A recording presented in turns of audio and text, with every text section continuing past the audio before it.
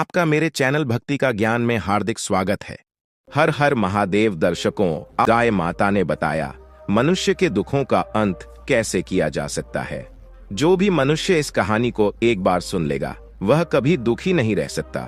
चलिए आपका समय बर्बाद ना करते हुए कथा को आरंभ करते हैं, लेकिन आगे बढ़ने से पहले आपको बता दें कि गरुड़ पुराण में कहा गया है कि कथा हो या सीख, अगर बीच में छोड़ दिया जाता है तो वह पाप की श्रेणी में आता है। तो आपसे निवेदन है कि इस वीडियो को अंत तक पूरा देखें, और अगर आप एक सनातनी हैं और भगवान श्री राम को मानते हैं तो वीडियो को लाइक करके, चैनल को सब्सक्राइब करके और कमेंट बॉक्स में जय श्री राम जरूर लिखें। तो चलिए कथा शुरू करते हैं। प्रिय दर्शकों, आपसे निवेदन है कि इस कहानी का एक एक शब्द ध्यान से सुनना। यह महत्वपूर्ण कहानी हमारे जीवन में बहुत काम आ सकती है। प्रिय दर्शकों, चलिए शुरू करते हैं। आज की यह एक प्राचीन कथा है जो गंगा मैया के पवित्र तट पर घटित हुई थी। एक बार भगवान शिव और माता पार्वती गंगा किनारे चतुरसिंह वृक्ष के नीचे साथ में बैठे हुए विश्राम कर रहे थे। उसी समय एक गाय वहां आ पहुंचती है और भगवान भोलेनाथ के सम्मुख आकर कहती है, हे प्रभु, आज मैं आपके पास मनुष्यों के कल्याण के लिए एक अत्यंत महत्वपूर्ण प्रश्न लेकर आई हूं। तब भगवान शिव मुस्कुराते हुए कहते हैं, हे गौ माता, कृपया बताइए मनुष्यों के कल्याण के लिए आप कौन सा प्रश्न पूछना चाहती हैं।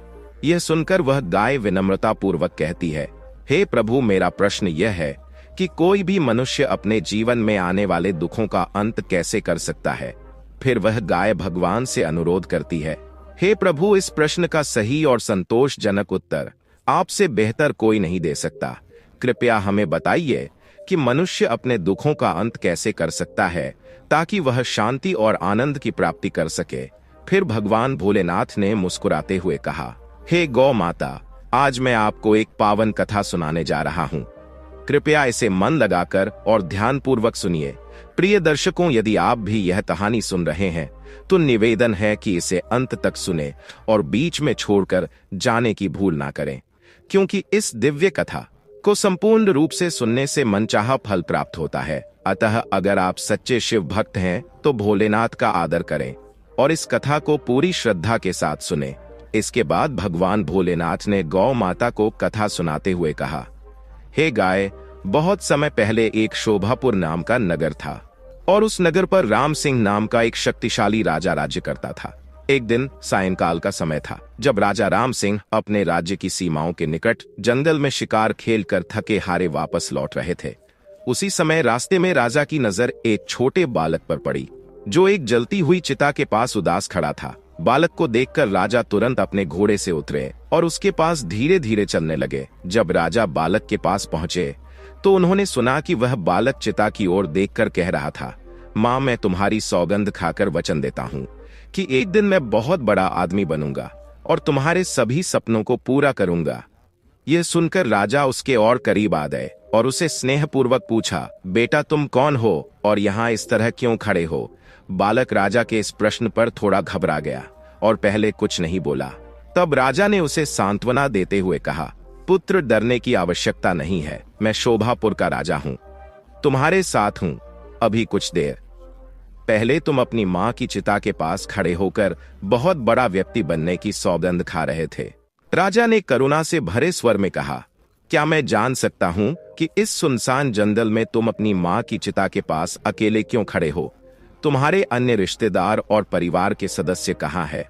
यह सुनकर बालक ने आह भरते हुए कहा, हे महाराज, मेरी माँ और मैं इस जंगल में अकेले ही रहते थे। मेरे साथ न कोई सगा संबंधी है और न ही कोई रिश्तेदार। मेरी माँ ने अपने अंतिम समय में मुझे बताया था कि मेरे दादाजी मूरत नगर के एक सेठ थे और करोड़पति माने जाते थे। मेरे माता पिता का प्रेम विवाह हुआ था, लेकिन मेरी माँ का परिवार अत्यंत गरीब था, इसलिए मेरे दादाजी उन्हें कभी स्वीकार नहीं कर पाए। बालक की बात सुनकर राजा का हृदय द्रवित हो उठा और उन्होंने बालक के सिर पर स्नेह से हाथ रखा। बालक ने अपनी दुख भरी कहानी आगे बढ़ाते हुए कहा, मेरे माता पिता के विवाह के कुछ ही समय बाद एक दिन मेरे पिताजी बगीचे में टहलने गए थे। तभी अचानक वहां एक विषैला सांप आ गया और उसने मेरे पिताजी को डस लिया। उस जहरीले सांप के काटने से मेरे पिताजी की तुरंत वहीं मृत्यु हो गई। इस दुखद घटना के बाद मेरे दादाजी और दादी ने मेरी माँ को अपशकुनी और मनहूस कहकर दोषी ठहराया। उनका मानना था कि मेरी माँ के घर में कदम रखने से ही मेरे पिताजी की मौत हुई, इसलिए उन्होंने मेरी माँ को घर से बाहर निकाल दिया। और उस समय मेरी माँ गर्भवती थी। मजबूर होकर वह जंगल में आई और यहाँ एक छोटी सी झोपड़ी बनाकर रहने लगी। इसी झोपड़ी में मेरा जन्म हुआ और मेरी माँ ने मुझे पाल पोस कर बड़ा किया। अपने आखिरी समय में मेरी माँ ने मुझसे कहा था कि मैं किसी भी तरह से गरीबी के इस कठिन जीवन से बाहर निकलूं, अपने पैरों पर खड़ा हो सकूं और एक दिन योग्य और संपन्न बनूं। महाराज, इतना कहते ही मेरी माँ ने अपने प्राण त्याग दिए।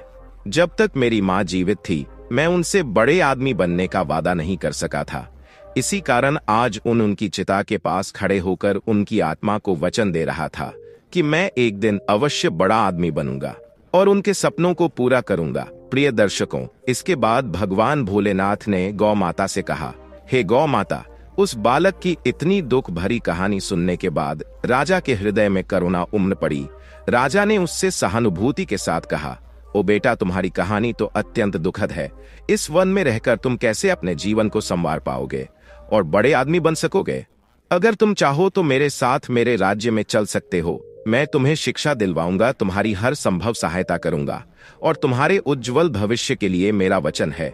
राजा की इस बात को सुनकर बालक की आंखों में आशा की चमक आ गई और वह प्रसन्न होकर बोला, महाराज, यदि आप मुझे अपने साथ ले चलेंगे तो मैं खुशी खुशी आपके साथ जाने को तैयार हूं।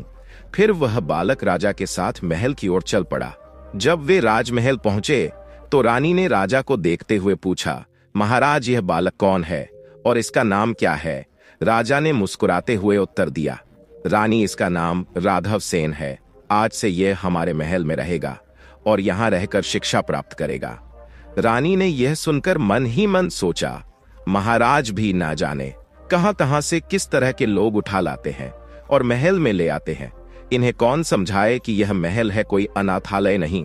राजा ने रानी की चेहरे के भावों को भांपते हुए कहा, महारानी, आप किस सोच में डूबी हुई हैं? रानी ने थोड़ा संभलते हुए उत्तर दिया, कुछ नहीं महाराज, आप जैसा उचित समझे। राजा ने गहरी सांस लेते हुए कहा, महारानी, आज से राघव सेन तुम्हारी छत्र छाया में पलेगा। जिस प्रकार तुम हमारे राजकुमार और राजकुमारी का ध्यान रखती हो, ठीक उसी तरह अब तुम्हें इसका भी ध्यान रखना होगा। रानी ने महाराज की बातों का मान रखते हुए मुस्कुरा कर कहा, ठीक है महाराज, जैसा आप कह रहे हैं मैं वैसा ही करूंगी। प्रिय दर्शकों, फिर भगवान भोलेनाथ ने गौ माता को आगे की कथा सुनाते हुए कहा, हे गौ माता, उस रात बालक राघव सेन राजमहल में अपने शयन कक्ष में सोचने लगा, मेरी तो सचमुच कितनी अच्छी किस्मत है कि आज मैं एक साधारण बालक से राजमहल का सदस्य बन गया हूं। दूसरी ओर महारानी मन ही मन विचार कर रही थी, मुझे कल ही कुछ ऐसा करना होगा कि इस राघव सेन को महल से बाहर निकाल सकूं। अगले दिन जब राजकुमार को भोजन के लिए बुलाया गया तो राजकुमार और राजकुमारी के लिए सोने की थालियों में खाना परोसा गया, जबकि राघव सेन के सामने एक पत्तल पर भोजन रखा गया। यह देखकर राघव सेन की आंखों में हल्की नाराजगी झलक उठी और उसने कहा, मैं पत्तल पर खाना नहीं खाऊंगा। रानी ने उसकी बात पर तंज भरे लहजे में पूछा, क्या तुम पत्तल पर भोजन नहीं कर सकते? राघव सेन ने संयमित स्वर में उत्तर दिया, महारानी, मैं पत्तल पर खाना खा सकता हूँ, लेकिन यह भेदभाव मुझे पसंद नहीं आया। जब आप लोग सोने की थाली में भोजन कर रहे हैं तो मुझे भी वही सम्मान क्यों नहीं दिया जा रहा है? रानी ने तीखे स्वर में कहा, अगर तुम्हें खाना खाना है तो खाओ, अन्यथा भूखे रहो। राघव सेन ने दृढ़ता से जवाब दिया, मैं तब तक भोजन नहीं करूंगा जब तक मुझे भी समान सम्मान के साथ सोने की थाली में भोजन नहीं परोसा जाता। रानी की इस अवमानना से आहत होकर राघव सेन गुस्से में वहां से उठ खड़ा हुआ और महल को छोड़कर उसी जंगल की ओर वापस लौट गया जहां से उसे राजा अपने साथ लेकर आए थे। जब महाराज महल में आए और उन्हें इस पूरे प्रसंग का पता चला तो उन्होंने रानी से नाराज होकर पूछा, रानी, ऐसा क्यों हुआ कि राघव सेन को सोने की थाली में भोजन नहीं परोसा गया? क्या हमने उसे महल में सम्मान के साथ रखने का वादा नहीं किया था? रानी ने शांति से उत्तर देते हुए कहा, महाराज, मैं तो बस यह देखना चाहती थी कि राघव सेन में कितना धैर्य और विनम्रता है, लेकिन इस घटना से साफ हो गया कि वह अत्यंत घमंडी और चतुर बालक है। ऐसे अहंकारी स्वभाव वाले व्यक्ति के पास कोई विशेषता नहीं होती और मुझे नहीं लगता कि वह अपने जीवन में कभी कुछ बड़ा बन सकेगा। राजा ने रानी से गंभीरता से कहा, महारानी, यह ठीक है कि आप उसकी परीक्षा लेना चाहती थी, लेकिन उसे पत्ते पर भोजन परोसा और बाकी बच्चों को सोने की थाली में परोसा उचित नहीं था। इससे उसके आत्मसम्मान को चोट पहुंची होगी और शायद उसने अपमानित महसूस किया हो। मुझे डर है कि कहीं वह महल छोड़कर वापस न चला जाए। रानी ने लापरवाही से कहा, महाराज, महल के सुख सुविधाओं को छोड़कर वह बालक कहाँ जा सकता है? यहाँ के ऐश्वर्य को त्यागना आसान नहीं है। लेकिन राजा की चिंता बढ़ चुकी थी। उन्होंने तुरंत राघव सेन को महल में हर जगह ढूंढना शुरू किया, लेकिन राघव सेन कहीं नहीं मिला। तब राजा ने गहरी सांस लेते हुए सोचा, राघव सेन जरूर उसी जंगल में अपनी पुरानी झोपड़ी में चला गया होगा। मुझे तुरंत वहां जाना चाहिए और इस बेसहारा बालक को वापस महल में लाकर उसको उचित स्थान देना चाहिए। राजा अपने घोड़े पर सवार होकर जंगल की ओर तेजी से निकल पड़े। दूसरी ओर राघव सेन जब वापस जंगल में पहुंचा तो उसने देखा कि गंगा नदी के किनारे त्रिकुट नामक एक चतुर सिंह वन था, जिसका कोई अंत नहीं था। इसी वन में ब्रह्मा ऋषि नाम के करुणा में साधु निवास करते थे। वह साधु अपने दिल की गहराइयों से सभी प्राणियों के प्रति दया और प्रेम रखते थे। जब भी कोई यात्री उस रास्ते से गुजरता तो साधु महाराज उन्हें स्नेहपूर्वक आमंत्रित करते हैं, यात्रियों, कृपया मेरी कुटिया में कुछ समय के लिए विश्राम करें, फिर आप अपनी यात्रा जारी रख सकते हैं। साधु की यह विनम्रता सुनकर यात्री उनके निवेदन को खुशी खुशी स्वीकार कर लेते थे। कुटिया में विश्राम करने के बाद यात्री साधु को प्रणाम करते और अपनी यात्रा पर आगे बढ़ जाते थे। उनके चेहरे पर संतोष और आभार की चमक होती थी। इस प्रकार ब्रह्मा ऋषि की कुटिया एक आश्रय स्थल बन गई थी, जहां यात्री अपनी थकान मिटाते थे। इस प्रकार साधु महाराज उस जंगल में से गुजरने वाले सभी यात्रियों की सेवा भाव से सहायता किया करते थे। उसी वन में राघव सेन नामक एक कुख्यात डाकू भी निवास करता था, जिसका पेशा यात्रियों को लूटना और उनका धन छीनना था। जो भी यात्री उसे पैसा देने में जरा भी संकोच करता, वह राघव सेन के क्रोध का शिकार हो जाता था। इसी भय के कारण लोग उस घने जंगल से गुजरने से पहले सैकड़ों बार सोचने पर मजबूर हो जाते थे, और यदि कोई साहसी व्यक्ति हिम्मत जुटाकर जंगल में प्रवेश कर भी लेता तो राघव सेन उसे बिना किसी संकोच के लूट लिया करता।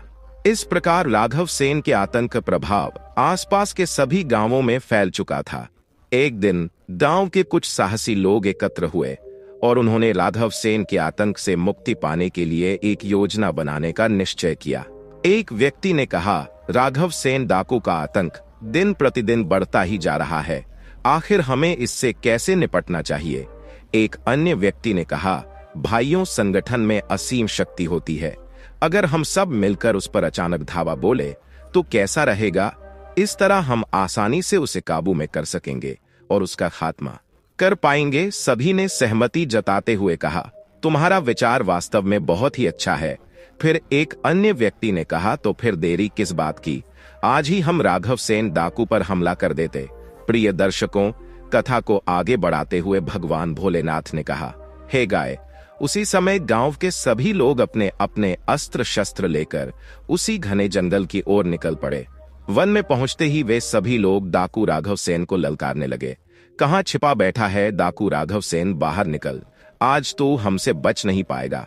हम तेरी मौत का रूप लेकर आए हैं, आज तेरे आतंक का अंत निश्चित है। झाड़ियों में छिपा राघव सेन, जो किसी अन्य शिकार की फिराक में था, इन लोगों की चुनौती सुनकर अचानक चौकन्ना हो गया। उसने भय के साथ सोचा कि अगर आज इस भीड़ के हाथ लग गया तो मेरा बच निकलना। उधर वे लोग लगातार उसे ललकारते हुए चुनौती दे रहे थे, जिससे उसकी घबराहट और भी बढ़ गई। डाकू राघव सेन ने मन ही मन सोचा, यहाँ तो ये लोग मुझे पकड़े बिना छोड़ने वाले नहीं है। मुझे जल्द से जल्द यहाँ से निकलकर किसी सुरक्षित जगह छिपना होगा ताकि मैं अपनी जान बचा सकूं। यह सोचकर वह दबे पांव वहां से निकल भागा। थोड़ी दूर जाते ही उसे साधु महाराज की एक कुटिया नजर आई। उसने सोचा, मुझे इस कुटिया में जाकर शरण लेनी चाहिए, शायद यहाँ मैं सुरक्षित रह सकूं। कुटिया के पास पहुंचते ही वह भारी सांसें लेते हुए हांफने लगा। साधु महाराज ने उसे देखा और बोले, तुम कौन हो पुत्र? इस तरह हांफ क्यों रहे हो और इस निर्जन जंगल में अकेले क्या कर रहे हो? कहीं तुम घर से भागकर तो नहीं आए? राघव सेन ने साधु को आश्वस्त करते हुए कहा, नहीं ऋषिदेव, ऐसी कोई बात नहीं है। इसके बाद राघव सेन ने साधु महाराज को अपनी पूरी कहानी सुनाई। साधु ने ध्यान से उसकी बात सुनी और फिर गंभीरता से कहा, तो तुम बड़ा आदमी बनना चाहते हो?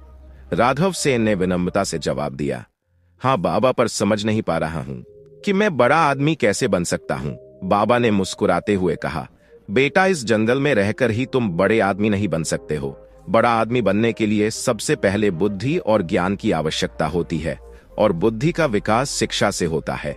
राघव सेन ने उलझन में कहा, ओह, लेकिन महाराज, मैं विद्या कैसे प्राप्त करूं?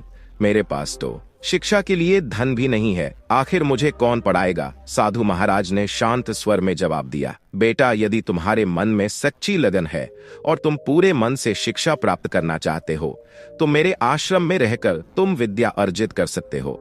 यहाँ धन की आवश्यकता नहीं है, केवल तुम्हारा समर्पण चाहिए। इस पर राघव सेन ने अपनी उखड़ी हुई सांसों पर काबू पाते हुए कहा, साधु बाबा, कुछ लोग मेरी हत्या के इरादे से इस वन में मुझे ढूंढ रहे हैं। कृपया आप मुझे उनकी क्रूरता से बचाइए। साधु बाबा ने शांत स्वर में कहा, बेटा, तुम जल्दी से कुटिया के अंदर जाकर छिप जाओ। राघव सेन ने तुरंत बाबा की बात मानी और बिना एक शब्द कहे कुटिया के भीतर जाकर छिप गया। उसी समय राघव सेन की तलाश में एक बड़ी भीड़ कुटिया के पास आ पहुंची। लोगों ने साधु महात्मा से विनम्रता से पूछा, बाबा, क्या आपने यहाँ से किसी आदमी को गुजरते हुए देखा है? साधु बाबा ने धीरे से कहा, आप किस व्यक्ति की बात कर रहे हैं पुत्र? उन सभी ने एक स्वर में जवाब दिया, साधु महात्मा, हम कुख्यात डाकू राघव सेन की बात कर रहे हैं। उसने इस क्षेत्र के मासूम और निहत्थे लोगों को लूट लूट कर बहुत परेशान किया है। वह गरीबों से धन छीनकर अपना खजाना भरता है और मौका मिलने पर निर्दोषों की हत्या करने से भी नहीं चूकता। आज हम उसके अत्याचार का अंत करने आए हैं ताकि हमारे गांवों में शांति लौट सके। साधु बाबा ने गंभीरता से कहा, तुम लोग राघव सेन को मारने आए हो? अरे, वह तो पहले ही गंगा नदी में डूबकर मर चुका है। यह सुनकर भीड़ आश्चर्य से भर गई और बोली, साधु बाबा, आप क्या कह रहे हैं? क्या सच में राघव सेन डाकू मर चुका है? बाबा ने शांत स्वर में कहा, हाँ भाइयों, मेरी बात पर विश्वास करो। वह अब इस दुनिया में नहीं है। अब तुम सब निश्चिंत होकर अपने अपने घर लौट जाओ।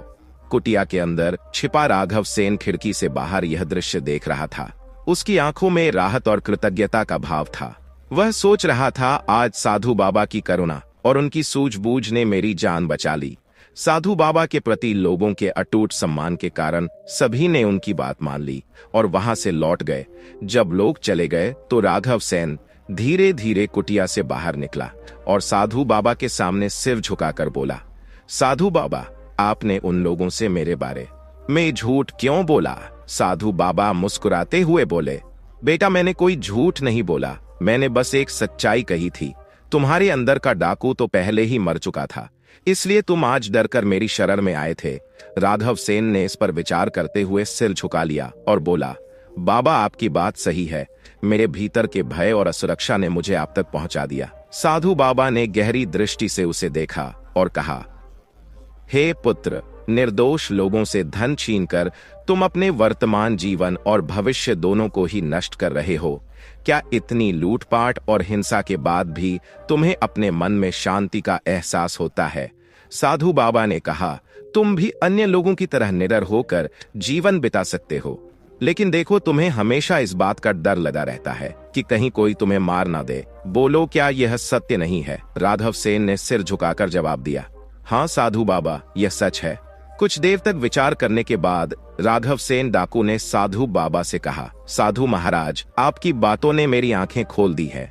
मैं अब अन्य लोगों की तरह निर्भय और शांतिपूर्वक जीवन जीना चाहता हूँ।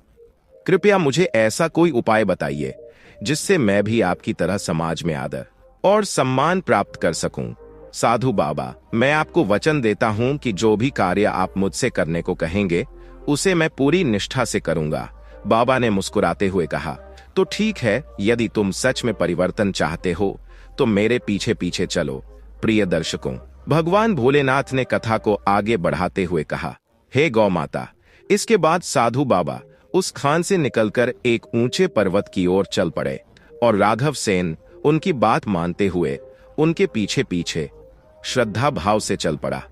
पर्वत की तलहटी में पहुंचने के बाद साधु महाराज ने राघव सेन की ओर देखते हुए कहा, राघव सेन, इन 2 बड़े पत्थरों को अपने सिर पर उठाकर मेरे पीछे पीछे पहाड़ की चढ़ाई करो। राघव सेन ने बिना किसी हिचकिचाहट के कहा, ठीक है साधु बाबा। उसने दोनों भारी पत्थरों को अपने सिर पर उठा लिया और साधु महाराज के पीछे चलने लगा। कुछ ही कदम चलने के बाद वह थकान से हांफने लगा और कदम लड़खड़ाने लगे। यह देख साधु बाबा ने पूछा, क्या हुआ राघव सेन, तुम्हारी सांस क्यों फूल रही है? राघव सेन ने जवाब दिया, साधु बाबा, यह पत्थर बहुत भारी है, इन्हें ले चलना मुश्किल हो रहा है। साधु महाराज ने सिर हिलाते हुए कहा, अच्छा तो एक पत्थर नीचे फेंक दो। राघव सेन ने तुरंत एक पत्थर को जमीन पर छोड़ दिया और फिर साधु महाराज के पीछे पीछे पहाड़ की चढ़ाई करने लगा। कुछ दूर आगे बढ़ने पर वह फिर से रुक गया और बोला, साधु बाबा, यह एक अकेला पत्थर भी बहुत भारी लग रहा है, अब मुझसे और आगे चढ़ाई नहीं हो पा रही। साधु बाबा ने उसकी ओर करुणा से देखा और कहा, ठीक है, इसे भी फेंक दो और अब खाली हाथ मेरे पीछे चलो। राघव सेन ने दूसरा पत्थर भी नीचे गिरा दिया और हल्का महसूस करते हुए साधु महाराज के पीछे पीछे बिना किसी कठिनाई के पहाड़ की चोटी की ओर बढ़ने लगा। अंततः चोटी पर पहुंचकर उसने गहरी सांस लेते हुए साधु महाराज से पूछा, साधु बाबा, आप मुझे यहाँ तक क्यों लाए हो? तब साधु बाबा ने कहा, देखो, तुम्हारे सिर पर अब तक लूटपाट और हत्याओं के 2 भारी पत्थरों का बोझ था। यह बोझ तुम्हें उस जनप्रिय के पर्वत पर चढ़ने से रोक रहा था जहां लोग तुम्हें पसंद करते हैं। इसलिए तुम एक काम करो, आज से लूटपाट और हत्या का रास्ता छोड़ दो।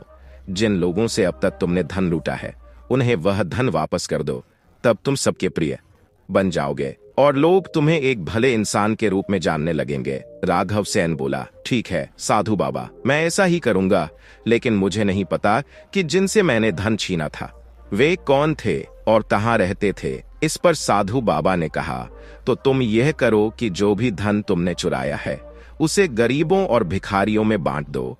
इससे तुम अपना पाप भी हल्का कर सकोगे और सही मार्ग पर आ सकोगे। राघव सेन ने साधु बाबा की बात मानी। उसने भेष बदलकर शहर में जाकर अपने साथ लाया हुआ सारा धन गरीबों और जरूरतमंदों में बांट दिया। धन बांटने के बाद राघव सेन फिर से वन लौट आया और साधु बाबा के पास पहुंचकर बोला, बाबा, मुझे अपनी शरण में ले लीजिए। मैंने आज तक कोई भी नेक काम या सच्ची शिक्षा नहीं पाई है। कृपया मुझे ऐसे ज्ञान की बातें सिखाइए जिससे मेरा जन्म सार्थक हो सके। साधु बाबा ने उसकी विनम्रता को देखकर उसे अपना शिष्य बना लिया और बोले, राघव सेन, जितना हो सके सदा दूसरों की मदद करना, उनकी सहायता करना, यही मानवता की असली सेवा है और यही मानवता की असली सेवा है और यही ईश्वर की भक्ति है। और उनके साथ 5 वर्ष बिताए। इस अवधि में साधु बाबा की कृपा और मार्गदर्शन से राघव सेन अत्यंत ही बुद्धिमान और सच्चे चरित्र वाला व्यक्ति बन गया। एक दिन साधु बाबा ने राघव सेन से कहा, राघव सेन, आज तुम्हारी शिक्षा पूर्ण हो गई है। यह सुनकर राघव सेन ने विनम्रता से पूछा, गुरुदेव, मैं आपकी दी हुई शिक्षा का मूल्य कैसे चुका सकता हूँ? साधु बाबा ने मुस्कुराते हुए उत्तर दिया, बेटा, सच्ची शिक्षा का कोई मूल्य नहीं होता, यह अनमोल होती है। राघव सेन ने साधु बाबा के साथ रहकर शिक्षा की शुरुआत की। साथ ही वह आश्रम के विभिन्न कार्यों में भी ऋषि की सहायता करता। इस तरह वर्षों का समय बीतता गया और धीरे धीरे राघव सेन एक परिपक्व युवा बन गया। एक दिन ऋषि ने राघव सेन को बुलाकर कहा, राघव सेन, अब तुम्हारी शिक्षा पूर्ण हो चुकी है। मुझे तुम पर गर्व है क्योंकि तुम मेरे सबसे योग्य और समझदार शिष्य हो। मेरी आशीर्वाद तुम्हारे साथ है कि अपनी बुद्धि का सही उपयोग कर तुम किसी भी कठिनाई का सामना कर सकोगे और सफलता प्राप्त करोगे। आज तुम एक आदर्श पुरुष में बदल चुके हो। राघव सेन ने विनम्रता से कहा, गुरुदेव, अब मुझे क्या करना चाहिए? साधु बाबा ने गंभीर स्वर में कहा, राघव सेन, अब तुम एक युवा और परिपक्व व्यक्ति हो गए हो। तुम्हारे सामने पूरा जीवन पड़ा है, इसलिए अब तुम्हें अपने जीवन यापन के लिए कोई कार्य करना होगा और अपने जीवन को सही दिशा में आगे बढ़ाना होगा। राघव सेन ने उदास स्वर में कहा, गुरुदेव, मैं हर जगह एक डाकू के रूप में बदनाम हूं। ऐसा कौन होगा जो मुझ जैसे व्यक्ति को काम देगा? साधु बाबा ने उसे सांत्वना देते हुए कहा, राघव सेन, तुमने जो कुछ सीखा है उसका उपयोग करो। अपनी बुद्धि और ताकत को एक सच्चे योद्धा की तरह जीवन के इस कुरुक्षेत्र में आजमाओ। तुम्हारी कोशिश तुम्हें निश्चित ही सफलता की ओर ले जाएगी। यह सुनकर राघव सेन ने संकल्प किया कि वह शोभापुर जाएगा। शोभापुर वही राज्य था जहां के राजा ने उसके बचपन में उसे शरण दी थी, लेकिन रानी ने उसका अपमान कर उसे वहां से भगा दिया था। उस पुराने अपमान के बावजूद राघव सेन ने सोचा कि अब अपने सुधार के बाद वह फिर से वहां जाएगा और अपनी पहचान बनाएगा। जब राघव सेन शोभापुर पहुंचा तो उसने सुना कि वहां के मंत्री की अचानक मृत्यु हो गई थी और इस कारण मंत्री का पद खाली पड़ा था। उसी दिन राजा ने अपने दरबार में यह घोषणा की थी कि राज्यसभा में योग्य उम्मीदवारों का चयन किया जाएगा ताकि एक उपयुक्त मंत्री मिल सके। राघव सेन इस खबर को सुनकर दरबार में पहुंचा। राजा उस समय अपने राज सिंहासन पर विराजमान थे और दरबार की कार्यवाही को गंभीरता से सुन रहे थे।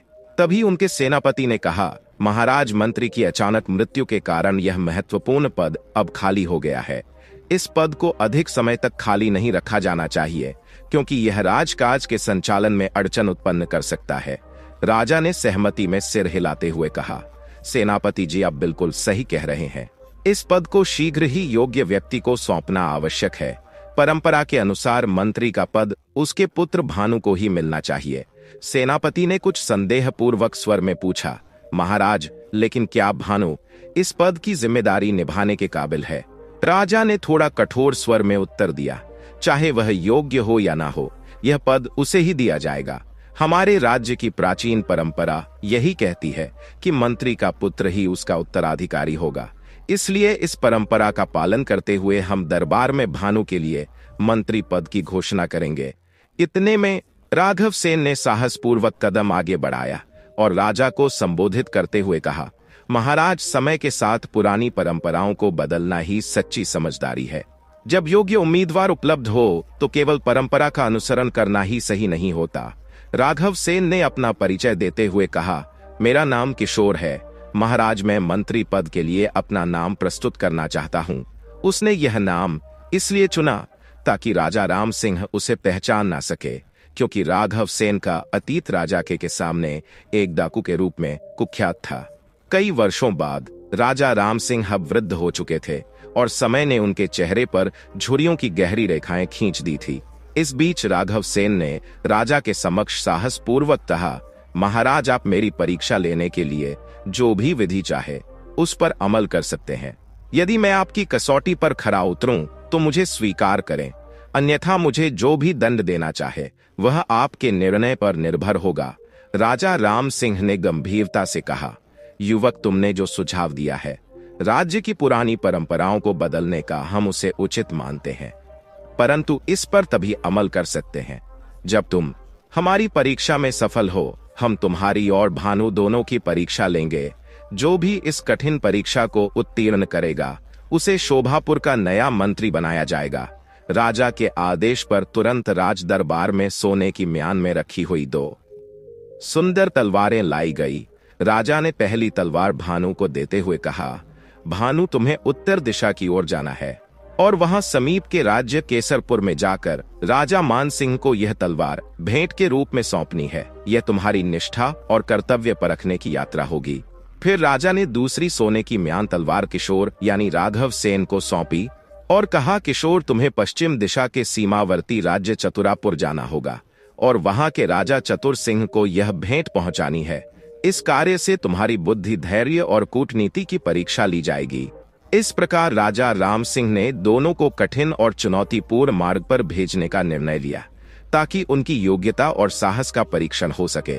प्रिय दर्शकों, दोनों ही युवा उसी समय अपने अपने हथियार लेकर अलग अलग दिशाओं की ओर रवाना हो गए। भानु उत्तर दिशा में स्थित केशरपुर के राज दरबार में पहुंचा और वहां के राजा से विनम्रतापूर्वक कहा, महाराज, मैं शोभापुर के राजा राम सिंह का भेजा हुआ राजदूत हूं। हमारे महाराज ने आपके लिए यह सोने की तलवार उपहार स्वरूप भेजी है। केसरपुर के राजा ने प्रसन्न होकर कहा, हम आपके महाराज की ओर से दिए गए इस अनमोल उपहार को सहज स्वीकार करते हैं। लेकिन जब राजा ने उस तलवार को म्यान से बाहर निकाला तो उनकी नजर तलवार की नोक पर पड़े लाल रंग पर गई। यह देखकर वह चकित हो उठे और बोले, यह क्या, तलवार की नोक पर लाल रंग क्यों लदा है? राजदूत, क्या इसका कोई विशेष अर्थ है? हम इसे समझ नहीं पा रहे हैं। भानु को यह प्रश्न अप्रत्याशित लगा और उसने मन ही मन सोचा, तलवार की नोक पर यह लाल रंग क्यों लगा हो सकता है? मुझे तो इस लाल रंग का कोई कारण समझ में नहीं आता। क्या यह संकेत है या फिर अनजाने में ऐसा हुआ है? इस सवाल ने भानु को असमंजस में डाल दिया, क्योंकि वह इस रहस्य का अर्थ नहीं जानता था। राजा के सवाल का जवाब ना देना ठीक नहीं होगा।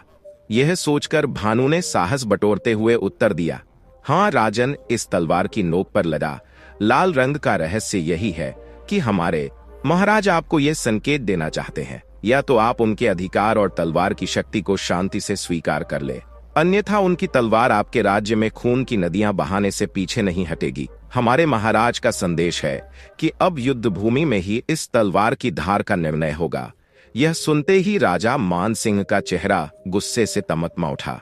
उन्होंने अपनी दरबार की ओर देखते हुए गरजते हुए कहा, सेनापति जी, शोभापुर के राजा राम सिंह ने लाल रंग की तलवार भेजकर हमें खुली चुनौती दी है। यह हमारे राज्य का अपमान है। आज से ही हमारी सेना का पुनर्गठन आरंभ किया जाए। हम शीघ्र ही शोभापुर पर आक्रमण की योजना बनाएंगे और इस चुनौती का उत्तर देंगे। भानु यह सुनकर भयभीत हो उठा, क्योंकि वह कभी नहीं चाहता था कि उसकी गलती के कारण दोनों राज्यों के बीच युद्ध की स्थिति बन जाए, परंतु हालात की गंभीरता को देखते हुए वहां से तुरंत निकल पड़ा, मन ही मन चिंतित कि उसकी कहीं बातों ने संकट को और भड़का दिया है। वहीं दूसरी ओर जब राघव सेन चतुरापुर पहुंचा और वहां के राजा के दरबार में उपस्थित हुआ, तो राजा चतुर सिंह ने उसे देखा और कहा, राजदूत, तुम्हारे राजा द्वारा भेजी गई इस तलवार की नोक पर जो लाल रंग लगा है, उसका मतलब हमें समझ नहीं आ रहा है। क्या तुम इसका रहस्य स्पष्ट कर सकते हो? राघव सेन ने राजा के प्रश्न पर गहन विचार किया और फिर सम्मानपूर्वक उत्तर दिया, महाराज, हमारे राजा आपके प्रति अत्यधिक आदर और मित्रता का भाव रखते हैं। यह तलवार उसी सम्मान और मित्रता का प्रतीक है। तलवार की नोक पर लगाया गया लाल रंग यह संकेत करता है कि हमारा राज्य और हमारे महाराज आपकी मित्रता को निभाने के लिए किसी भी सीमा तक जा सकते हैं। राजा चतुर सिंह ने प्रसन्न होकर कहा, यह बहुत ही उत्तम संदेश है। मैं तुम्हारे राजा की इस मित्रता की निशानी को पूरे आदर के साथ स्वीकार करता हूँ और उनके प्रति हार्दिक धन्यवाद प्रकट करता हूँ। मैं भी सच्चे हृदय से उनके मित्रता के प्रति वचनबद्ध हूँ और अपना तन मन उनके लिए। इसके पश्चात राजा चतुर सिंह ने एक विशेष सम्मान के तौर पर कहा, राजदूत, मैं आपके राजा के लिए अपनी सेना की एक टुकड़ी और कुछ बहुमूल्य उपहार भी भेंट करना चाहता हूँ, ताकि यह मित्रता और भी मजबूत हो सके। राघव सेन ने राजा चतुर सिंह का आभार प्रकट किया और सेना की टुकड़ी तथा उपहारों को लेकर शोभापुर की ओर प्रस्थान किया। उधर दूसरी ओर केसरपुर के राजा के आदेश पर वहां की सेना ने शोभापुर पर आक्रमण की तैयारी कर ली थी और शोभापुर की ओर रुक कर चुकी थी, जिससे युद्ध की स्थिति बन रही थी। भानु और राघव सेन दोनों जब अपने नगर शोभापुर लौट आए, तो सीधे राजा राम सिंह के दरबार में उपस्थित हुए। राजा ने भानु को देखा और गंभीर स्वर में पूछा, भानु, बताओ, केसरपुर के राजा ने तुमसे क्या कहा? जब उन्होंने तलवार की नोक पर लगे लाल रंग को देखा, तो तुमने उन्हें इसका क्या अर्थ समझाया? भानु ने घबराते हुए सारी बात विस्तार से बताई और कहा, महाराज, मैंने उन्हें बताया कि तलवार की नोक पर लगा लाल रंग हमारे राजा की शक्ति और चुनौती का प्रतीक है। मेरे कहने पर उन्होंने इसे सीधा युद्ध निमंत्रण समझा और इसी कारण उन्होंने अपनी सेना को शोभापुर पर आक्रमण के लिए तैयार कर लिया है। राजा राम सिंह यह सुनते ही चौंक उठे और बोले, भानु, तुम यह क्या कह रहे हो? क्या वास्तव में केसरपुर के राजा मान सिंह ने हमारे राज्य पर आक्रमण करने का फैसला कर लिया है? भानु ने सिर झुकाकर जवाब दिया, जी हाँ महाराज, उनका इरादा स्पष्ट है और वे शीघ्र ही हमारे राज्य पर हमला करने वाले हैं। उसी क्षण एक गुप्तचर दौड़ता हुआ दरबार में पहुंचा और कहा, महाराज, केसरपुर की सेना तेजी से शोभापुर की ओर बढ़ रही है। हमारे पास अपनी सेना को इस समय इतनी जल्दी संगठित करने का अवसर भी नहीं है। दरबार में इस खबर से सन्नाटा छा गया। राजा राम सिंह चिंतित हो उठे, लेकिन तभी राघव सेन ने आगे बढ़कर उन्हें धीरज बंधाते हुए कहा, महाराज, कृपया चिंता न करें। मैंने चतुरपुर के राजा द्वारा भेजी गई सेना की टुकड़ी को महल के बाहर तैयार खड़ा कर रखा है। हमारे पास यह शक्ति है और हमारे लिए यह अवसर है कि हम इस संकट का सामना करें।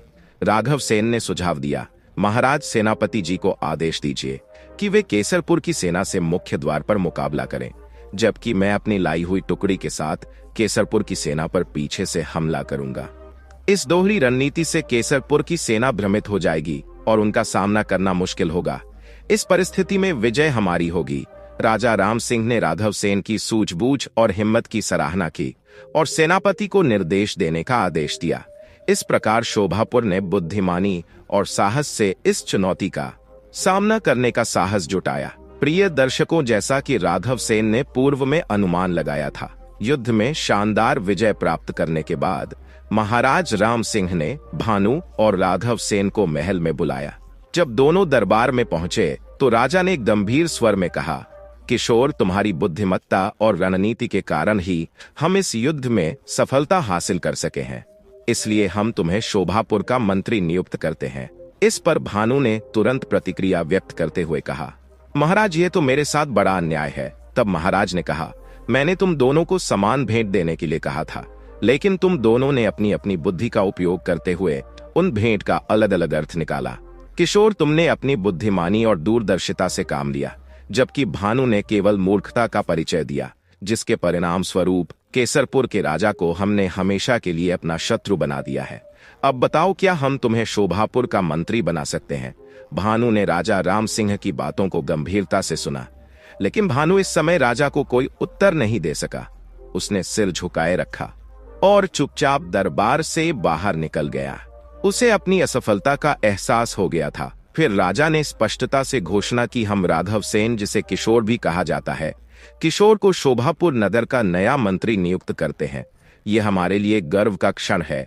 इसके बाद उसी रात को किशोर को मंत्री बनने के सम्मान में राजमहल में भव्य भोज के लिए आमंत्रित किया गया। यह भोज न केवल उसकी नई जिम्मेदारी का जश्न मनाने के लिए था, बल्कि यह राघव सेन की बुद्धिमानी और साहस को मान्यता देने का एक अवसर था। तब महारानी ने खुद अपने हाथों से किशोर को भव्य भोज परोसना शुरू किया। मंत्री बने हुए किशोर ने एक क्षण के लिए रुककर कहा, क्षमा करें महाराज, लेकिन मैं चांदी की थाली में भोजन करने के बजाय सोने की थाली में भोजन करना पसंद करूंगा। महारानी ने मुस्कुराते हुए उत्तर दिया, बिल्कुल, हम इसका भी उचित प्रबंध कर देते हैं। जब राघव सेन को सोने की थाली में भोजन परोसा गया तो उसने हल्का सा हंसते हुए कहा, देखिए महारानी जी, वह दिन आ ही गया जिसकी आपने कभी कल्पना नहीं की थी। महारानी ने आश्चर्य से पूछा, आप क्या कह रहे हैं मंत्री जी? मंत्री ने उत्तर दिया, महारानी जी, क्या आप याद कर सकती हैं कि आज से 20 वर्ष पहले आपने एक छोटे बालक, जिसे राघव सेन कहा जाता था, उस राघव सेन को पत्तों पर भोजन परोसा था? रानी ने कुछ पल के लिए सोचते हुए कहा, ओ हाँ, मुझे याद आया। उस दृढ़ बालक ने तब उस भोजन को खाने से मना कर दिया था और कहा था कि वह तभी इस महल में भोजन करेगा जब उसे सोने की थाली में परोसा जाएगा। महारानी ने विस्मय से पूछा, लेकिन आपको यह बातें कैसे पता है? तब राघव सेन ने गर्व से उत्तर दिया, मैं वही बालक हूं जिसे आपने राघव सेन के नाम से जाना था महारानी जी। राजा राम सिंह ने महारानी की ओर देखकर कहा, देखो मेरी प्रिय रानी, जिस बालक को आपने अहंकारी समझा था वह आज इस राज्य का मंत्री बन चुका है। मंत्री ने अपनी बात को आगे बढ़ाते हुए कहा, राजन, यदि महारानी जी ने मुझे उस समय तिरस्कृत नहीं किया होता तो शायद मेरे मन में ऊंचाइयों को छूने की तीव्र इच्छा कभी जागृत ही नहीं होती। मैं तो महारानी जी का एहसानमंद हूं, क्योंकि उन्होंने मुझे अपनी विनम्रता और आदर्श से प्रेरित किया। इस प्रकार मंत्री ने कुशलता पूर्वक अपने पद की जिम्मेदारियां संभाली और राज्य के विकास में अपनी भूमिका निभाने लगा। प्रिय दर्शकों, धीरे धीरे 5 वर्ष बीत गए। फिर एक दिन राजा राम सिंह ने राघव सेन को एक महत्वपूर्ण पत्र देते हुए कहा, तुम उधमपुर राज्य जाओ, क्योंकि वहां चोरी की घटनाएं काफी बढ़ गई हैं। कृपया तुम अपने विवेक का प्रयोग करते हुए उस राज्य को चोरों से मुक्त करने का प्रयास करो। वहां के राजा ने मुझे सहायता के लिए पत्र लिखकर भेजा है और मैं चाहता हूं कि तुम उनकी समस्या का समाधान करो। राघव सेन ने राजा की आज्ञा से सिर झुकाया और कहा, आपकी बात का पालन करना मेरा कर्तव्य है महाराज। मैं तुरंत उधमपुर की ओर रवाना हो जाऊंगा और वहां की स्थिति का निपटारा करूंगा। इस प्रकार राघव सेन ने अपनी जिम्मेदारी को लेकर न केवल उत्साह व्यक्त किया, बल्कि यह भी दिखाया कि वह अपने मंत्री पद की गरिमा को गंभीरता से लेता है। प्रिय दर्शकों, फिर राघव सेन अपने घोड़े पर सवार होकर उधमपुर की दिशा में तेजी से चल पड़ा। उसने लगातार एक दिन और एक रात यात्रा की और अंततः वहां पहुंच गया। जब वह उधमपुर के राजमहल पहुंचा तो उसने राजा शशिकांत सिंह के सामने उपस्थित होकर कहा, राजा राम सिंह ने आपके नाम यह पत्र भेजा है। राजा शशिकांत सिंह ने आश्चर्य से पूछा, तो क्या राज राम सिंह जी ने मदद के लिए तुम्हें यहाँ भेजा है? राघव सेन ने सिर हिलाते हुए कहा, जी हाँ महाराज, यह पत्र मेरे साथ है। राजा ने फिर पत्र को अपने हाथों में लेकर ध्यानपूर्वक पढ़ना शुरू किया। पत्र में लिखा था, यह पत्र लेकर जो व्यक्ति आपके पास आ रहा है वह पिछले 5 वर्षों से मेरे पास मंत्री के पद पर कार्यरत है। मैंने इसके साथ कई वर्ष बिताए हैं और अब उसका मन पूरी तरह से स्पष्ट और निष्कलंक हो चुका है। मेरी शिक्षा से उसकी बुद्धि अत्यंत तीव्र हो गई है और इसलिए मैं चाहता हूं कि आप इसे अपना विशेष सलाहकार नियुक्त कर ले। आपका मित्र राजा राम सिंह। पत्र को पढ़ने के बाद राजा शशिकांत गहरी सोच में डूब गए। उन्हें यह याद आया कि यह व्यक्ति एक समय में कुख्यात डाकू रहा था और 5 वर्ष के लिए यह मंत्री के पद पर कार्य कर चुका है। उन्होंने मन ही मन सोचा, क्या इसे विशेष सलाहकार जैसे महत्वपूर्ण और जिम्मेदार पद पर नियुक्त करना उचित रहेगा।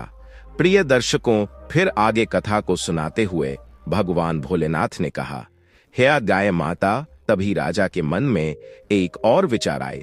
उन्होंने सोचा कि भले ही यह व्यक्ति अपने अतीत में कुछ भी रहा हो, लेकिन जब राजा राम सिंह जैसे अनुभवी और समझदार राजनेता ने इसकी क्षमताओं की पुष्टि की है तो निसंदेह यह व्यक्ति उपयोगी साबित होगा। इस सकारात्मक सोच के साथ उन्होंने राघव सेन से पूछा, तुम्हारा नाम क्या है? राघव सेन ने तुरंत जवाब दिया, जी महाराज, मेरा नाम राघव सेन है। राजा ने मुस्कुराते हुए कहा, राघव सेन, आज से हम तुम्हें अपना विशेष सलाहकार नियुक्त करते हैं। राघव सेन ने उत्साहपूर्वक कहा, महाराज, तब तो मैं अपने आप को बड़ा ही सौभाग्यशाली महसूस करता हूँ। उस दिन राजा शशिकांत सिंह ने राघव सेन को राज दरबार में अपने साथ लाए और कहा, राघव सेन, आज से तुम यहीं पर बैठकर अपने ज्ञान और अनुभव का उपयोग करोगे। तुम्हारी सलाह हमारे राज्य के लिए अत्यंत महत्वपूर्ण होगी।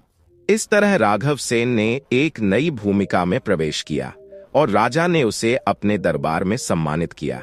इसके बाद राघव सेन ने अभी अपना स्थान ग्रहण किया ही था कि अचानक ही कुछ लोग अपनी शिकायतें लेकर राज दरबार में उपस्थित हो गए। उनमें 3 पुरुष और 1 वृद्ध महिला शामिल थी। एक पुरुष ने आगे बढ़ते हुए महाराज से विनम्रता से कहा, महाराज, इस बूढ़ी महिला ने हमारा सारा धन हड़प लिया है।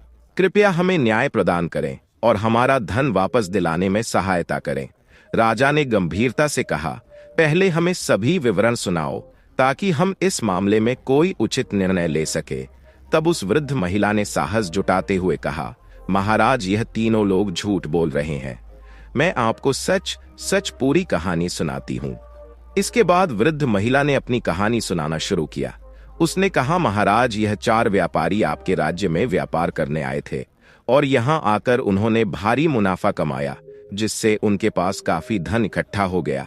वृद्ध महिला ने आगे बताया, एक दिन यह चारों लोग अपना संपूर्ण धन लेकर मेरे पास आए और बोले, बुढ़िया माँ, हम इस राज्य में नए हैं और हमारे पास काफी धन है, कृपया हमारे धन की रक्षा करो। मैंने इनसे पूछा, मैं तुम्हारे धन की रक्षा कैसे करूं? तो उन्होंने कहा, हम तुम्हारे घर के आंगन में अपना धन गाड़ देंगे। जिस दिन हम सब एक साथ आकर अपना धन मांगेंगे उस दिन तुम हमें वह धन वापस कर देना, लेकिन अगर हम में से कोई एक व्यक्ति अकेला आकर धन मांगे तो उसे मत देना। यह तो बहुत सरल है, लेकिन मेरे लिए क्या लाभ है इस पर? उन व्यापारियों ने जवाब दिया, बूढ़ी माँ, इसके बदले में हम तुम्हें भी कुछ धन देंगे। यह सुनकर बूढ़ी माँ ने कहा, मुझे तुम्हारी यह बात मंजूर है। फिर उन चारों ने मिलकर घर के आंगन में एक गड्ढा खुदवाया और अपने धन को वहीं पर गाड़ दिया। इसके बाद उन्होंने कहा, बूढ़ी माँ, हम हर शाम को यहाँ भोजन करने आया करेंगे। बूढ़ी माँ ने सहमति देते हुए कहा, ठीक है। फिर वे बड़े उत्साह से हर शाम को भोजन करने आते और बुढ़िया से पूछते, हमारा सारा धन सुरक्षित तो है ना? इस पर बुढ़िया विश्वास के साथ जवाब देती, हाँ बेटा, तुम्हारा धन पूरी तरह सुरक्षित है। एक दिन जब उन चारों व्यापारियों ने खजाने के स्थान को खोदा तो वहां पर धन बिल्कुल वैसा ही था जैसा उन्होंने पहले छोड़ा था। इस दृश्य को देखकर अब उन्हें उस वृद्ध महिला की ईमानदारी पर कोई संदेह नहीं रह गया। उसकी ईमानदारी से अत्यंत प्रसन्न होकर उन्होंने उसे 5 स्वर्ण मुद्राएं दी और कहा, बूढ़ी माँ, यह मुद्राएं रख लो। यह तुम्हारे लिए बहुत काम आएंगी। बुढ़िया ने खुशी से कहा। जुग जुग जियो मेरे प्यारे बेटों। लेकिन उन चारों में से एक व्यापारी के मन में लालच जाग उठी। उसने सोचा, अगर मैं इस बूढ़ी माँ को धोखा देकर सारा धन हड़प लूं, तो मेरी जिंदगी बिना किसी मेहनत के आराम से गुजरेगी। एक दिन जब वे चारों व्यापारी घर के बाहर एक पेड़ के नीचे बैठकर आराम कर रहे थे, तभी उनमें से एक ने दूसरे से कहा, तुम बूढ़ी माँ से जाकर कह दो कि वह जल्दी से खाना बना दे, मुझे बहुत भूख लग रही है। दूसरे ने कहा, ठीक है, मैं अभी जाता हूँ। और वह तेजी से घर की ओर चल पड़ा। उसकी योजना थी कि वह बूढ़ी माँ को किसी तरह व्यस्त करके खुद खजाने को अपने हाथ में ले लेगा। उसकी आंखों में लालच की चमक थी और उसके मन में धोखे की एक नई रणनीति तैयार हो रही थी। वह सोच रहा था कि यह सबसे उत्तम अवसर है जब उसके साथी बाहर व्यस्त है और वह अकेले ही उस धन को हड़प सकता है। घर के अंदर पहुंचकर उसने वृद्ध महिला से कहा, बूढ़ी माँ, हमें इस समय पूरे धन की आवश्यकता है। मेरे साथियों ने धन लाने के लिए मुझे भेजा है। बूढ़ी माँ ने थोड़ी चिंता जताते हुए पूछा, तुम्हें सारे धन की एक साथ इस वक्त क्या इतनी आवश्यकता पड़ गई? फिर उसने उत्तर दिया, हे बूढ़ी माँ, यदि तुम्हें मेरी बात पर यकीन नहीं हो रहा तो तुम बाहर जाकर मेरे साथियों से पूछ लो। इस पर वृद्ध महिला ने सोचा कि शायद यह सच हो, इसलिए वह घर के बाहर आई और वहां बैठकर आराम कर रहे व्यापारियों से बोली, क्या तुमने जयंत से जो कहा है वह सही है? सभी ने एक साथ कहा, हाँ बूढ़ी माँ, यह सच है, लेकिन कृपया जल्दी करो। फिर बूढ़ी माँ घर के अंदर वापस आई और बोली, तुम्हारे साथी भी तुम्हारी बात का समर्थन कर रहे हैं, इसलिए तुम गड्ढे को खोदकर अपना धन ले जा सकते हो। वह व्यक्ति मन ही मन में सोच रहा था, मेरी यह चाल पूरी तरह से सफल हो गई। अब मैं आसानी से उस धन को अपने कब्जे में ले लूंगा। उसकी आंखों में धूर्तता की चमक थी और उसे विश्वास था कि उसका यह धोखा सफल होगा। वह व्यक्ति तेजी से खड्डा खोदने में लग गया। अपनी मेहनत और उत्साह से उसने बड़ी फुर्ती से पूरा खड्डा खोद लिया और धन से भरे 2 थैले निकालकर बाहर रख दिए। फिर उसने वृद्ध महिला से कहा, बूढ़ी माँ, क्या तुम जरा एक लोटा पानी ला सकती हो? मुझे बेहद प्यास लग रही है। बूढ़ी महिला ने मुस्कुराती हुए कहा, अभी लाई बेटा। यह कहकर वह पानी लेने के लिए चली गई। इस बीच पलक झपकते ही वह व्यक्ति ने धन से भरे हुए 2 थैले उठाए और घर के पिछवाड़े में खड़े अपने घोड़े की पीठ पर लादकर वह तुरंत वहां से भाग निकला। दूसरी ओर उसके साथी जो बाहर बैठकर आराम कर रहे थे, यह सोचने लगे कि उनका मित्र इतनी देर तक क्यों नहीं लौटा। एक ने कहा, चलो अब तक तो खाना तैयार हो गया होगा, चलकर अंदर चलते हैं। वे तीनों अंदर गए और बूढ़ी माँ से पूछा, क्या खाना तैयार है? हमने तो बहुत पहले अपने मित्र को खाना बनवाने के लिए कहा था।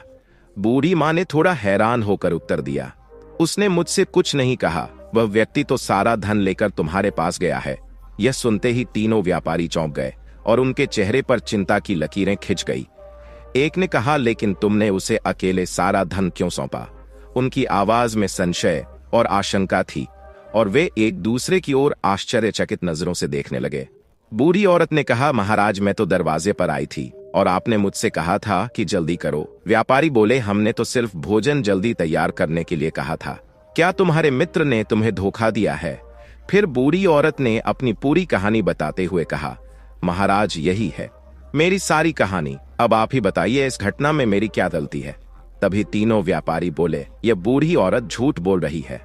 इसे जरूर पता है कि हमारा मित्र हमारा धन लेकर कहां भागा है। महाराज, कृपा कर हम पर दया करें और हमारा सारा धन वापस दिलवाने में मदद करें। राजा सोच में पड़ गए और मन ही मन विचार करने लगे, यह तो एक अनोखा मामला है, इनका विवाद कैसे सुलझाऊं? क्यों ना इस विवाद का निपटारा करने के लिए राघव सेन को बोलूं। इससे मुझे राघव सेन की बुद्धिमत्ता की परीक्षा लेने का अवसर भी मिलेगा। यह सोचकर राजा ने वहीं बैठे राघव सेन से कहा, राघव सेन, क्या तुम इन लोगों के झगड़े का समाधान कर सकते हो? राघव सेन ने विनम्रता से उत्तर दिया, अवश्य महाराज, यदि आपकी आज्ञा हो तो मैं इस विवाद को सुलझाने का प्रयास करूंगा। फिर महाराज ने राघव सेन को अनुमति दे दी। राघव सेन ने बूढ़ी औरत से प्रश्न किया, बूढ़ी माँ, जब यह चारों व्यापारी तुम्हारे पास अपना धन रखने आए थे तो उन्होंने तुमसे क्या कहा था? बूढ़ी औरत ने उत्तर दिया, जी, इन लोगों ने कहा था कि वे अपना सारा धन मेरे आंगन में गाड़ देंगे और जब चारों व्यापारी एक साथ आएंगे तभी मैं वह धन उन्हें दूं। किसी एक के मांगने पर वह धन नहीं देना। राघव सेन ने फिर व्यापारियों की ओर देखा और उनसे पूछा, तो भाइयों, बूढ़ी माँ ने जो कुछ कहा है, क्या वह सच है? क्या आप लोगों को कुछ और कहना है? व्यापारियों ने कहा, हमें कुछ और कहने की आवश्यकता नहीं है श्रीमान। बूढ़ी माँ ने जो कुछ आपको बताया है वह बिल्कुल सच है, परंतु इन्होंने हमारी अनुमति के बिना ही हमारे चौथे साथी को सारा धन सौंप दिया। यही हमारी शिकायत है। तब राघव सेन ने स्पष्टता से पूछा, तो आप लोगों ने बूढ़ी माँ से यही कहा था कि जब तक चारों एक साथ आकर मांगे नहीं तब तक धन मत देना? व्यापारी बोले, हाँ, यह बात बिल्कुल सच है। तब राघव सेन ने कहा, तो उसी प्रकार जब तुम चारों व्यापारी एक साथ बूढ़ी माँ के पास आओगे और उससे अपने पैसे मांगोगे, तभी उसे तुम्हारा धन वापस देना चाहिए, अन्यथा नहीं। व्यापारी बोले, हाँ महोदय, यह सही है। फिर राघव सेन ने उनसे कहा, तो फिर तुम लोग इस बूढ़ी माँ की शिकायत लेकर क्यों आए हो? अपने उस चौथे साथी को साथ लाओ और सभी एक साथ जाकर उससे अपना धन मांगो। यदि उस समय बूढ़ी माँ तुम्हारा धन नहीं लौटाएगी तो उसे दोषी ठहराया जा सकता है। यह सुनकर तीनों व्यापारी गहरे सोच में पड़ गए और उन्हें महसूस हुआ कि राघव सेन ने बड़ी समझदारी से उनकी ही बातों का उपयोग कर उन्हें उलझा दिया है। तभी बूढ़ी औरत ने कहा, बेटा, तुमने बिल्कुल सही फैसला सुनाया है, ईश्वर तुम्हें लंबी उम्र दे। जब तीनों व्यापारी सिर झुकाकर वहां से जाने लगे तो राघव सेन ने उन्हें रोकते हुए कहा, रुको, मुझे तुम लोगों पर कुछ संदेह है। क्या कोई व्यक्ति अपनी मेहनत की कमाई को यूं ही किसी अनजान व्यक्ति के घर में रखेगा? धन की सुरक्षा के और भी सुरक्षित उपाय होते हैं। राघव सेन ने कठोर स्वर में कहा, सच सच बताओ, तुम्हें यह धन कहां से मिला? व्यापारियों ने घबराते हुए उत्तर दिया, महाराज, हमने यह धन व्यापार करके कमाया है, यही सच है। राघव सेन ने भौं चढ़ाते हुए कहा, मैं तुम्हें चेतावनी दे रहा हूँ, सच्चाई बताओ, वरना मैं तुम्हारी खाल में भूसा भरवा दूंगा। फिर राघव सेन ने उनकी तरफ देखते हुए कहा, क्या तुम लोग वास्तव में सच बोल रहे हो? व्यापारियों ने हिचकिचाते हुए कहा, महाराज, हम सच कह रहे हैं। राघव सेन ने सख्त स्वर में आदेश दिया, अब जल्लादों को बुलवाओ ताकि इनसे सच उगलवा सके। यह सुनते ही तीनों व्यापारियों के चेहरों का रंग उड़ गया और डर के मारे उन्होंने सच बोलना शुरू कर दिया। वे बोले, महाराज, वास्तव में हम चारों एक चोरों के समूह के साथी हैं। जो धन हमारा चौथा साथी लेकर भाग गया है वह भी चोरी का ही है। हमने उसे एकत्रित किया था और अब वही लेकर वह फरार हो गया है। महाराज ने गहरी सांस लेते हुए कहा, तो ये बात है, तुम सब चोर हो? चोरों ने शर्मिंदा होते हुए सिर झुका लिया और बोले, हाँ महाराज, हम स्वीकार करते हैं, हम चोर हैं। प्रिय दर्शकों, भगवान भोलेनाथ ने गौ माता को कथा सुनाते हुए आगे कहा, हे गौ माता। फिर उस राजा ने अपने सैनिकों को आदेश दिया कि इन तीनों चोरों को बंदी बना लिया जाए और जेल में डाल दिया जाए ताकि वे अपने पापों की सजा पा सके। महाराज ने आदेश दिया, इस बूढ़ी औरत को पूरे सम्मान और इज्जत के साथ राजमहल से विदा किया जाए। इसे यहाँ से जाने में कोई असुविधा नहीं होनी चाहिए। इसके बाद महाराज ने राघव सेन की ओर देखा और कहा, राघव सेन, तुम इस कठिन परीक्षा में पूरी तरह खरे उतरे हो। हमने तुम्हें अपना विशेष सलाहकार बनाकर बिल्कुल सही निर्णय लिया था। हमें इस फैसले पर सदा गर्व रहेगा। उस दिन के बाद से राजा शशिकांत सिंह अपने प्रत्येक महत्वपूर्ण कार्य में राघव सेन से सलाह लिया करते थे। राघव सेन, जो कभी एक डाकू के रूप में जाना जाता था, अब दुनिया का सबसे बुद्धिमान और विश्वसनीय सलाहकार मंत्री के रूप में प्रसिद्ध हो गया। इतना कहते हुए भगवान शिव ने अपनी कथा समाप्त की और बताया कि हे गौ माता, इसी प्रकार से मैंने दुखों का अंत कैसे किया जाता है यह तुम्हें समझाया है।